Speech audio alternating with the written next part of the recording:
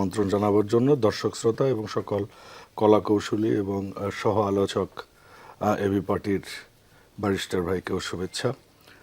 দেখুন, আপনি যেটা বললেন যে কি হবে, যে গণভোট হবে না সরকার সর্বশেষে সিদ্ধান্ত নিবে, নাকি জামাত যেটা বলছে এনসিপি যেটা বলছে নভেম্বরে হবে, কি হবে এর চেয়েও বড় বিষয় হচ্ছে যে কি হওয়া উচিত। আমার মনে হয় যে বিএনপি যেটি বলেছে এটার পেছনে আমি ব্যক্তিগতভাবেও একটি যুক্তি দেখতে পাই। সেটা হচ্ছে যে আপনি গণভোট দিবেন জুলাই সনদের উপর। এখন জুলাই সনদের যে ধারাগুলো আছে আমার মনে হয় কত 84টি ধারা। 84টা ধারার মধ্যে আপনি কোন ধারার উপর গণভোটটা দিবেন? গণভোট মানে কি? গণমানুষ এখানে আপনাকে বলবে যে হোয়াট ইজ দিস।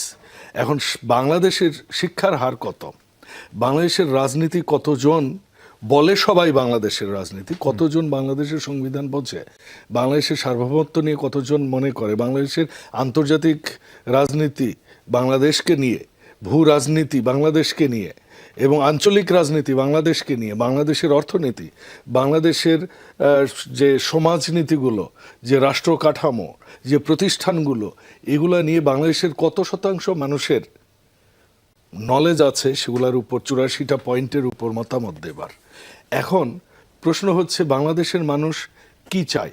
বাংলাদেশের মানুষ কি এই গণভোটে যখন ভোট দিতে যাবেন, ধরে নেন, লেট আস অ্যাজিউম যে আওয়ামী লীগ তো এখানে নেই, তা আওয়ামী লীগ তো অবশ্যই এটা চাইবে না। এখন বিএনপি বলছে যে আমরা ইলেকশনের দিন আমরা চাচ্ছি, গণভোটটা চাচ্ছি একই দিনে। এটার পেছনে লজিকটা আমি বলছি একটু পরে।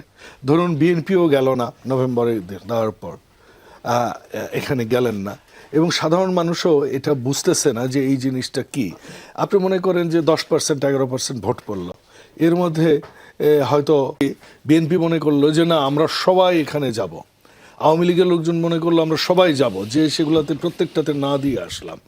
তখন এই যে আমরা তো সবাই চাই যে আমাদের যে জুলাই অভ্যুত্থানটা হয়েছে, যে ছাত্ররা যে জীবন দিয়েছে, রিকশাওয়ালা জীবন দিয়েছে, শিশুরা জীবন দিয়েছে, বৃদ্ধ জীবন দিয়েছে, নারী জীবন দিয়েছে, এবং এই 17 বছরের যে আন্দোলন, এত গুম খুন হত্যা মামলা হামলা, এগুলার প্রেক্ষাপটে যে আমরা একটা জুলাই সনদ করতে যাচ্ছি, এইটাতে যদি নেগেটিভ হয়ে যায়, তখন আমাদের এটা নেগেটিভ হয়ে যাওয়ার পর কিন্তু আমাদের জুলাইয়ের স্পিরিট নেগেটিভ হয়ে যাবে।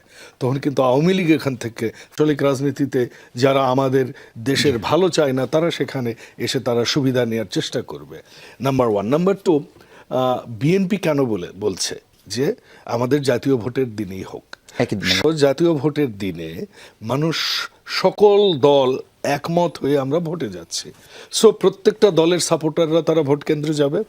তখন যদি জাতীয় ভোটের ওই পার্লামেন্ট মেম্বারের ভোটের সাথে আরেকটা সিট থাকে, সেখানে একটা অপশন থাকে যে না, পিপল ইজ পার্টিসিপেটিং। নাম্বার 3 হচ্ছে এই যে গণভোটটা করতে তো খরচ হবে, খরচটা কে দিবে? এনসিপি দিবে কিংবা জামাত দিবে? তাদের জামাতের তো অনেক ফান্ড আছে, ব্যাপক পয়সা করি আছে জামাতের, তাদের ইয়ানতি ওঠে কয়েকশো কোটি টাকা। তো ওটারে যে নামেই বলেন, তো রিসিট দিয়ে ওই দিন দেখলাম যে একটা, যাই হোক সেটা অন্য আলোচনা, একটা ছাগল বিক্রি করতে কর দিতে হয়। আমরা কিন্তু জানি না এই দেশের অবস্থাটা কি। ইলিশ মাছ কিন্তু গ্রামের প্রান্তিক কৃষক কেন, মধ্যবিত্তরা খেতে পারে না। আপনি কোন জায়গায় আছেন? দেশের অর্থনীতি নাই। কতগুলো আপনার গার্মেন্টস ফ্যাক্টরি বন্ধ হয়ে গেছে। আমি একটু আগে আরেকটা টকশোতে যেটা বলছিলাম যে আমার 25 বছরের লজিস্টিক্স পেশাতে আমি দেখিনি যে এই সেপ্টেম্বর, অক্টোবর, নভেম্বর, ডিসেম্বরে $5 হোক, $7 হোক পার কেজি আমরা পে করব। এই মুহূর্তে ইউরোপের রেট হচ্ছে $2, এবং Qatar Airways, Emirates Airlines, Oman Airline, Etihad, তাদের যত কার্গো ফ্রেটার ছিল সব বন্ধ করে দিয়েছে। এয়ারপোর্ট খাকা করছে, মানুষ চাকরি হারাচ্ছে। আমি তো প্রায় গ্রামে যাই, অর্থনীতির অবস্থা ভালো না, শিক্ষিত বেকার গোষ্ঠী। এগুলার সমাধান কি আপনার এই গণভোট